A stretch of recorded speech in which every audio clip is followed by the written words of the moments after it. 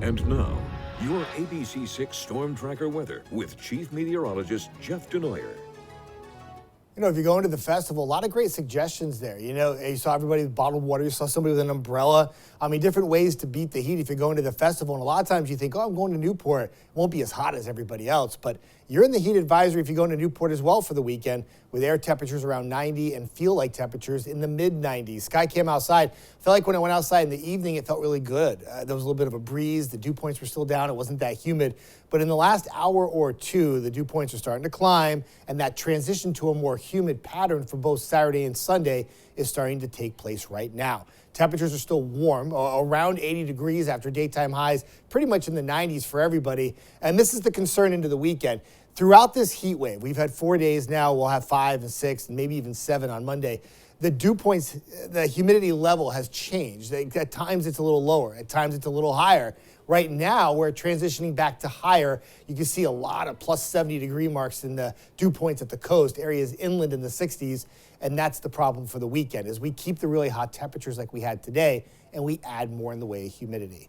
Off to the west this evening, there were some showers and thunderstorms. Actually, a little delay at the Mets game tonight. But the showers and thunderstorms were never really going to make it into Rhode Island. They were always going to be just kind of New York and Western Connecticut. And boy, lost in all this heat and humidity for the week is we could really use some rainfall. Our next best chance of rain doesn't come this weekend. It comes sometime early next week on Monday. So forecast tonight, generally clear. There could be some patchy fog at the immediate coast. Temperatures will be either side of 70 degrees. And then tomorrow, sunny, hot, and humid too. A lot of 90s tomorrow. Beaches, Rhode Island beaches, upper 80s. Block Island, mid 80s. But 95 tomorrow in Pawtucket, 96 in Johnston. And that's just the air temperature. It will feel close to 100 in the afternoon. Areas in southeastern Mass, sunny and hot for you. A lot of 90s, and even the Cape and Islands will flirt with 90 degrees too. And it's not just like 90, it's like 95 or 96 and even 97 in Fall River.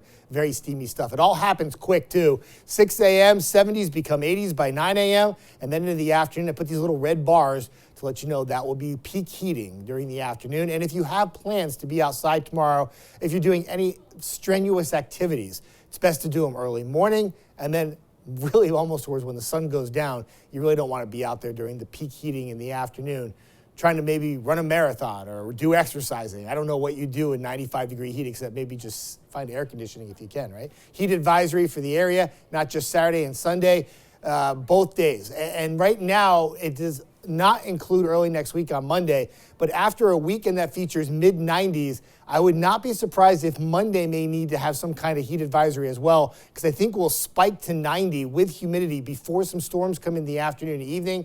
That will be the relief and the transition to a 80-degree Tuesday, Wednesday, Thursday, Friday, low humidity kind of pattern, and hopefully we can score on some rainfall on Monday, because we really do need it across the area. Ian? Thank you, Jeff.